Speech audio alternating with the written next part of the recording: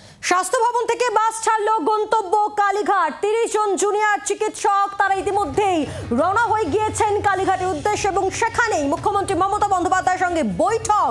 আজকের এই বৈঠকে কারা কারা থাকছেন, সরকারের পক্ষ থেকে কারা কারা থাকছেন সেই তালিকা, সেই নামের তালিকা আপনাদের সামনে রাখবো। জুনিয়র চিকিৎসকদের সঙ্গে আজ বৈঠক, সন্ধে 6টায় বৈঠক হওয়ার কথা মেল করে জানান মুখ্য সচিব মনোজ পান্থ এবং তারপরে আমরা দেখি যে তৎপরতা শুরু হয়ে যায় স্বাস্থ্য ভবনের বাইরে এবং ইতিমধ্যেই বাস রওনা হয়ে গিয়েছে। কারা কারা থাকছেন আপনাদেরকে জানাচ্ছি। বৈঠকে থাকার কথা রয়েছে, বৈঠকে থাকবেন স্বাস্থ্য প্রতিমন্ত্রী চন্দ্রিমা ভট্টাচার্য, তিনি ইতিমধ্যেই চলে এসেছেন কালীঘাটে, যেমনটা আমাদের প্রতিনিধি জানাচ্ছিলেন।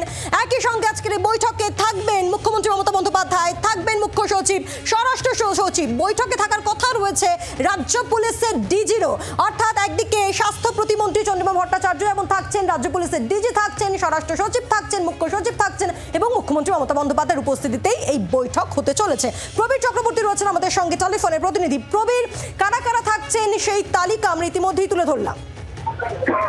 দেখো, এই যে বৈঠক হতে চলেছে কালীঘাটে আর কিছুক্ষণের মধ্যেই, যেখানে একদম প্রশাসনিক শীর্ষস্তরের যারা রয়েছেন তারা সবাই এই মুহূর্তে মুখ্যমন্ত্রী মমতা বন্দ্যোপাধ্যায় কালীঘাটের বাসভবনে পৌঁছেছেন, বাড়িতে পৌঁছেছেন। সেখানে হোম সেক্রেটারি, চিফ সেক্রেটারি এবং রাজ্য পুলিশের ডিজি, পাশাপাশি দাঁড়িয়ে রাজ্যের স্বাস্থ্য প্রতিমন্ত্রী চন্দ্রিমা ভট্টাচার্য সবার থাকার কথা। ইতিমধ্যেই আমরা যেটা জানতে পারছি যে তারা ইতিমধ্যেই কালীঘাটে এসে উপস্থিত হয়েছেন এবং সেক্টর 5 থেকে, অর্থাৎ এই যে স্বাস্থ্য ভবন, সেখান থেকে কিন্তু আন্দোলনরত চিকিৎসকরা তারা রওনা দিয়েছেন কালীঘাটের উদ্দেশ্যে। আর কিছুক্ষণের মধ্যেই এইখানে এসে তারা উপস্থিত হবেন এবং বৈঠক শুরু হবে।